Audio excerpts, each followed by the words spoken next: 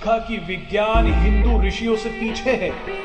विज्ञान ने आज जो खोजा है वो बहुत पहले ऋषियों ने खोज लिया था।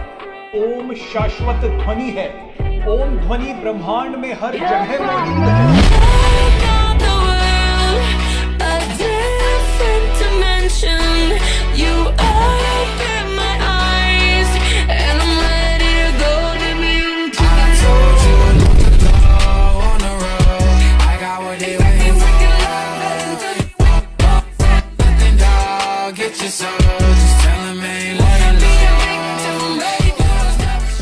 नासा की ओर से जारी किए गए ब्लैक होल की आवाज में लोगों को ओम की ध्वनि सुनाई दे रही है।